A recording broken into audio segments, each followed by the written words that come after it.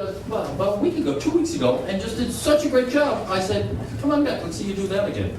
Let's welcome Mr. Jim Young.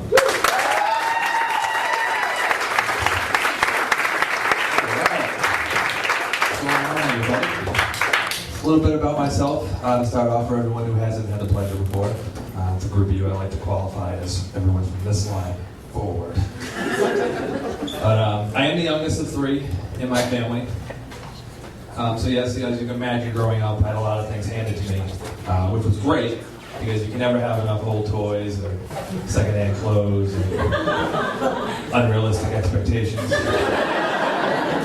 Those are the good ones, because there's a special place you go to when you're able to disappoint someone the second you meet them. It's awesome. But the big problem, the big issue was always the clothes. You know, they were never the cool style like my friends wore. But then again, they didn't grow up with two older sisters. Give a pass on that one.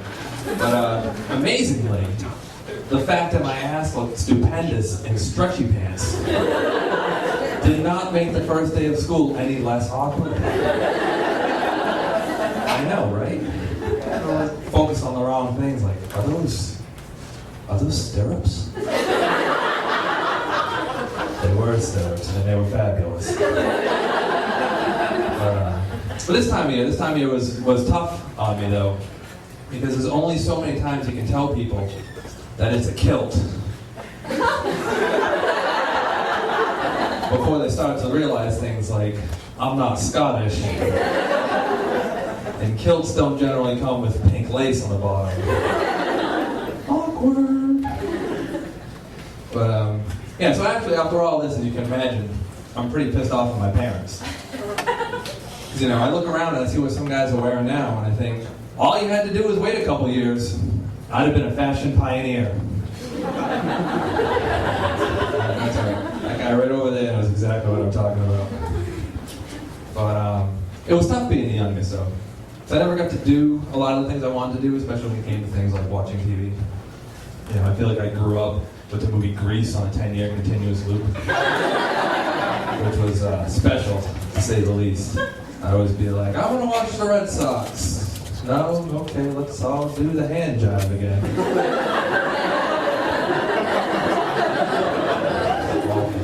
Awful.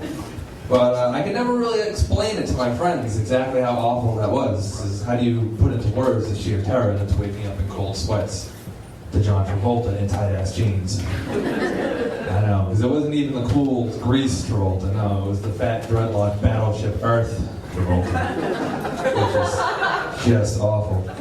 So the only thing I could ever think to tell him would be like, well, you know, it's like automatic. It's like hydromatic.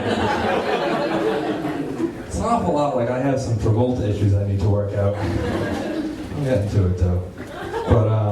But it's hard being the youngest though. Even now, it's hard to stand out on my own, which is how I got myself in some trouble recently. I don't know if you guys have ever done this, but I got caught telling a small lie recently. Yes, which has been awful because I've had to keep it up.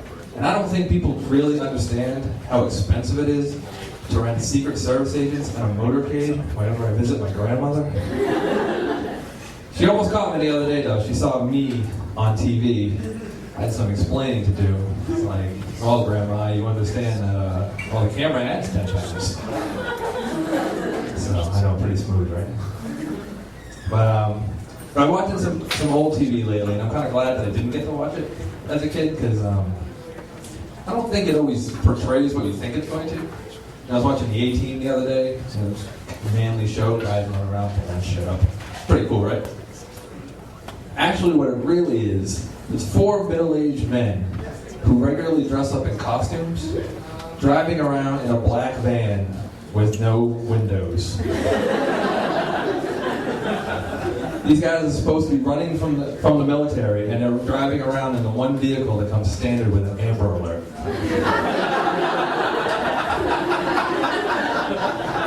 That's a good plan, guys. Actually, Rocky 2 was one of my favorite movies growing up, and that's been ruined for me now. Watch that again. That was a mistake. You know, you get the climactic training scene. You get Rocky running through the streets of Philadelphia, and he sees this group of kids playing on the sidewalk, and he's like, hey, follow me. And they do. And then the next thing you know, he has hundreds of kids running behind him miles away from their houses. Could you imagine the headline in tomorrow's paper if this happened now? Million Minor March heads through downtown Philadelphia. Led by the Pied Piper of pedophile. I don't think the kids are going to be the only thing chasing him. Picture the police report now. Citizens be on the lookout. Suspect was last seen heading north in a black van with no windows, driven by a black man who appeared to be dressed as a nun. You think that'd be too hard to find? But, you got anyone here watch the Food Network? Yeah, okay, only one? Alright, that's fine. So some of you, this may be a treat. They have a show called Throwdown with Bobby Flay. So for those of you who haven't had the pleasure, the gist of this show is they take a world-famous Iron Chef, who's like one of the top chefs in the world, and they send them around to these smaller mom and pop restaurants to find out their specialty, and then he challenges them to make it better than he does. What a dick.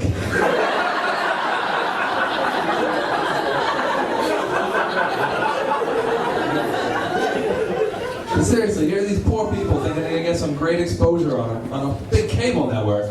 And then here comes this narcissistic ass clown. This week on Throwdown with Bobby Flay, his father and son team tries to carry on generations of tradition, stuffing their cherished family secrets into their signature dish.